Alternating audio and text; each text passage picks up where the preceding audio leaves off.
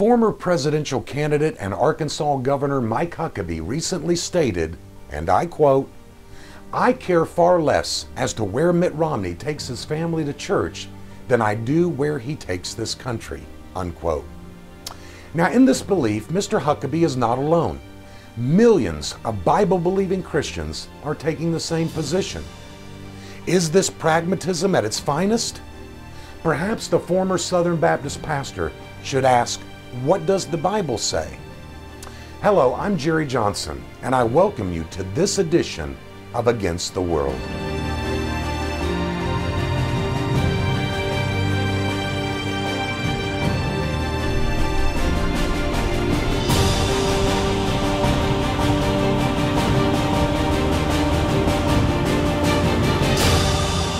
This edition of Against the World is brought to you by the Puritan Hard Drive. Dr. Joel Beeke recommends it and notes, quote, "The Puritan Hard Drive is a massive collection of primary Puritan resources, dozens of which are very hard to find anywhere else in the world. You will find a treasure trove of resources here," unquote. My friends, for more information or to purchase the Puritan Hard Drive, please visit them at puritandownloads.com. And by our good friend Linus Chua, the author of the highly recommended book, Catechism in Conversation, a brief introduction to the Westminster Shorter Catechism in conversation style. This book is available from NiceneCouncil.com in either ebook or hard copy. Sorry to tell you this, Brother Mike, but you may be guilty of not seeing the trees because of the forest. You see, Brother Mike, your statement that it is not as important where a candidate takes his family to church, and thus which God he worships, the triune God of the Bible or the false God of Mormonism, is not the same position of the Old Testament prophets, and hence God, as they called out the wicked, idolatrous kings of Israel. Listen to 1 Kings 11:4. "For it came to pass, when Solomon was old, that his wives turned away his heart after other gods, and his heart was not perfect with the Lord his God, as was the heart of David his father."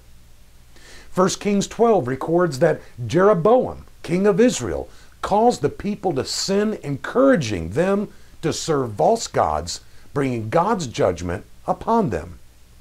The prophet's focus, as it relates to the king, due to his influence over politics and policy, is the exact opposite of yours, my dear friend. In fact, the first commandment in the table of the law states, "Thou shalt have no other gods before me." I beg you to listen to the last words of David, king of Israel, found in 2 Samuel 23:2. "He that ruleth over men must be just, ruling in the fear of God." Matthew Henry comments on this passage. Here we have the last will and testament of King David. After he had settled the crown upon Solomon and his treasures upon the temple which was to be built. The last words of a great and good man are thought worthy to be in a special manner remarked and remembered. They, the rulers of men, David says, must rule in the fear of God. That is, they must themselves be possessed with a fear of the true God, by which they will be effectually restrained from all acts of injustice and oppression. They must also endeavor to promote the fear of God amongst those whom they rule over. Notice, Brother Mike, that the passage does not simply say Israel, for those of you who want to say that this passage only applies to Israel. David made it clear, he that ruleth over men, not just Israel. Noah Webster, one of the founding fathers of this country, notes this passage with this comment, quote, "When you, the people, become entitled to exercise the right of voting for public office, let it be impressed on your mind that God commands you to choose for your rulers just men who will rule in the fear of God. The preservation of government depends on the faithful discharge of this duty. If the citizens neglect their duty and place unprincipled men in office, The government will soon be corrupted. Laws will be made not for the public good so much as for selfish or local purposes. Corrupt or incompetent men will be appointed to execute the laws. The public revenues will be squandered on unworthy men, and the rights of the citizens will be violated or disregarded. If a Republican government fails to secure public prosperity and happiness, it must be because the citizens, and I would interject Christians, neglect the divine command and elect bad men to make and administer the laws." Unquote. My friends, who are these bad men which the prophets and Noah Webster were referring to? It is none other than those who follow after false gods. To say it another way, how can a man who worships a false god rule in the fear of the living God? How can they encourage men and women by their example to fear the true and living God?